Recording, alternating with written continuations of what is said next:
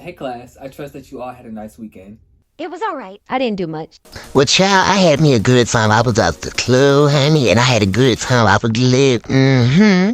All right, class. So this is going to be a light class today. We're going to go over some of our current events. We're going to review some material, play a game, and start a new lesson. I want you all to start thinking about some of your favorite broadcast journalists and why they stick out to you. I trust you all should have your current events ready to discuss. So who wants to go first? Well, I'll go last.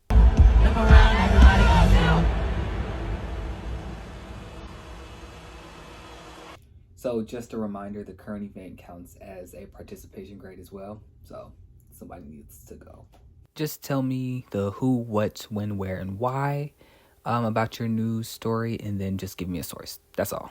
SAG-AFTRA has announced after a 118-day strike that they have now announced a new contract that will benefit all actors and keep them protected from things like artificial intelligence and their likeness being stolen without their knowledge. And my source is the Deadline News.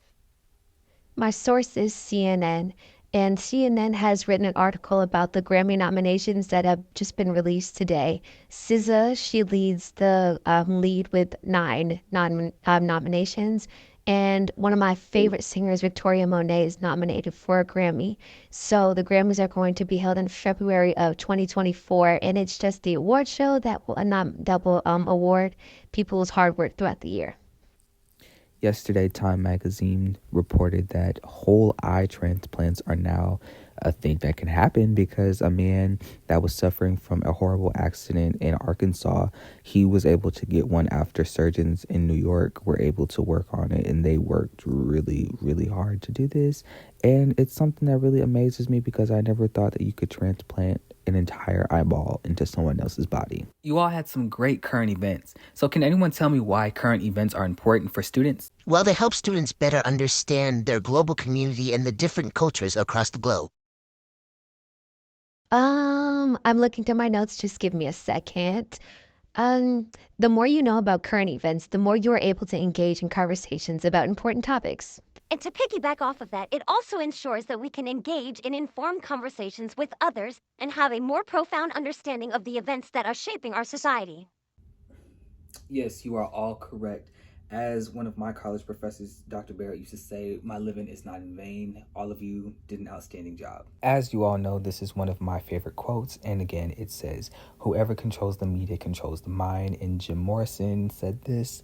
This is one of my favorite quotes because of how true it is. So can anyone tell me how current events in broadcast journalism coincide? Well, they coincide because the current events that go on in the world often dictate what we would have to broadcast on television and talk about. Yes, y'all have some really good answers today. It seems like the breaks that we're having on Fridays are really starting to help. So I think we're going to continue with those. Okay, so now we're just going to review a little bit about the history of broadcast journalism. You guys did really well on your test last week, so I don't have any worry about you guys doing well on this review. And then after that, we're just going to play a little game, have some fun. You know what I'm saying? We're going to have some fun. What was the first broadcast radio station in America? I think it was, WM, no. It wasn't W, nothing. It was KDKA in Pittsburgh, Pennsylvania. Now, see, that's what I'm talking about. Now, question number 2, who is considered to be the father of radio? Now, I don't actually know how to pronounce this, so I don't know if I'm saying this right, but I think it's Guglielmo Marconi. I remember the last name because, it's Delta Macaroni. Well, I mean, you are correct. And if rhyming his last name with macaroni helps you remember that, then so be it. This is the final question before we get into our next game and our next lesson. What was the first presidential debate to be broadcasted on television? It was definitely Richard Nixon and John F. Kennedy. I remember that because this was not a multiple choice. This was fill in the blank. I think the year was 1960, but yeah, it was fill in the blank and it was a real difficult question on the test. I hope that you don't do that again. Thanks. Now, it might have been difficult, but you remembered it, didn't you? Knowing the history of broadcast journalism is very important. I mean, it can be a conversation piece, but for the most part, it can help you establish yourself as an on-air personality, and it can even help you run a newscast. You can be the producer and you can run the show. You all did a great job with the review question. So now I need everybody to take out their phones and scan the QR code on the board so that you can go to the Quizlet, type in the game code that's on the board as well, and then we can all play a little matchup game about our next topic that we're going to enter. So now that we're all on the same page, I'm going to pick a random word and try to match it up.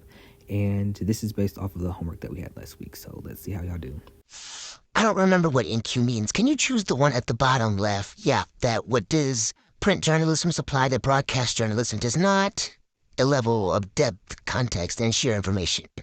Okay, it's my turn, so I'm going to choose what is a package. Package is just, the package. News information stuff. Actually, kind of don't remember what that is, so I think I'm gonna go with something else. So I'm gonna choose NQ, and NQ is the first words of a cutaway rap. So I'm going to choose what do critics say about print journalism, and it's the one in the bottom right corner. Newspapers aren't entertaining enough, they're full of dull but important government stories. Known sound bites goes with short audio clips. I'm gonna try this one again. What is a news package? Because it's throwing me off. The news package has a stand-up in it. So is that a news package? No, okay, it's not a news package. Okay, so what is news package? Reporters return to the radio station for some stories and review their video, write a script, and assess. Okay. And so the only thing left is a bridge, and a bridge is a stand-up that moves the story along, okay? And we're done. Look at that, that's so cute. Earlier in the semester, we did talk about the two different types of journalism that we were going to be focusing on in this class. And this is just a slight refresher on it so you guys can see the difference between the two and just know how to apply it going forward. Just a hint, you should probably write this down because this is going to be on your next test. Print versus broadcast reporting. In print, you can really add more details. It can be a long, drawn out ordeal. You can take your time to get to the main point and you can add more details to the story. In broadcast journalism, it has to be short, sweet, and to the point because you have a time limit, and so you can't expound as much as you would like. You have to highlight the main points, add supporting details, and wrap it up. Again, this is something that you should jot down because this is talking about the structure of a broadcast news story. And the main point, this is where you would do your stand-up and you would talk about the main ideas. So you would have a hook that would grasp the audience attention, and then you would add supporting details and just pretty much follow up with facts. And then your interviews and your voice-ots is where you talk to people in order to get the point of view that supports the storyline. And then you have your outro, which would just be your out cue. You end with additional information and again your out cue, and have it be a hook as well because it's going to get people to tune in again. I will go through this briefly, but this is just the structure of a regular story in general, like a fiction, non-fiction story. You have your exposition, which is again your beginning, your rising action, climax, falling action, and your, in French, denouement. And speaking of models, here is the hourglass figure. We talked about the inverted pyramid a couple of weeks ago, but this one pretty much builds on the inverted pyramid and combines a narrative. It delivers breaking news and tells a story. If you were writing, it would be kind of like the first 4 to 6 paragraphs to contain a summary lead and answer the most pressing questions, then a transitional phrase that cites the source of the upcoming story. The ending of the article would conclude in a chronological order of the story, but again, since we're talking about broadcasting, you can really just take this but tweak it to broadcast since it has to be short. In order to help you hit all of your main points when you are doing a broadcast journalism story, you should remember the 4 C's, which is just being correct, having clarity, being concise, and conversational. For being correct, you just want to fact check and not intentionally distort information. You want to identify your sources, avoid stereotypes, things of that nature. Clarity, you should have all of your facts and have them organized. Clarity is the opposite of confusion, so do not confuse your audience. It should be as simple as 1, 2, 3, ABC, boom, boom, boom. Being concise means giving a lot of information clearly and in a few words, brief but comprehensive. Broadcast reports are supposed to be short, concise, and accurate. And the last part, being conversational is very important because you don't want to make your broadcast boring. You want people to be there. You want them to tune in. You want them to have fun. You want them to feel like you're bringing life to what you're reporting on. So bring it to life and act as if you're talking to someone that you know. In the world of broadcast journalism, being conversational kind of coincides with how comfortable you are with being on camera. So if you aren't comfortable with camera, that is something that you are going to have to get comfortable with.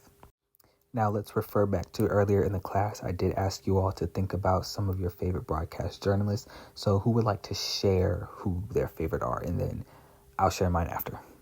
I know he's probably considered more of a talk show host, but I always liked Arsenio Hall. He had a show in the 90s, and they kind of like revamped it later on in the 2000s. I think it was my 2010. But yeah, I liked Arsenio Hall. Don Lemon and David Muir for me.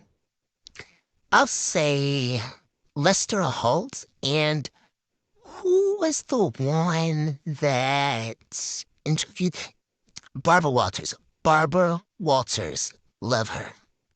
So mine are Gayle King, Robin Roberts, and Trevor Noah. Gayle King is on CBS News, and Gayle King always brings charm to her interviews, and she's very bold. Like, she directly asks questions that you would really want to know. Robin Roberts is on ABC News, and she's always gracious and she's always charismatic in her interviews. She can always make someone smile, always make someone laugh. And Trevor Noah, he's on The Daily Show, and he's a comedian, but he knows how to bring substance to his interviews, and he knows how to bring out the deeper sides of people when he's interviewing them. And that's why these are my three favorites. So this SWOT analysis is basically going to serve as your ticket out of the door. I just need you guys to review your strengths, weaknesses, opportunities, and even your threats when it comes to you becoming a broadcast journalist. One of the things that I did mention earlier about the conversational piece of your broadcast story, that is how comfortable you are on camera. So if you're not comfortable, that might be a weakness. Write your topic or idea.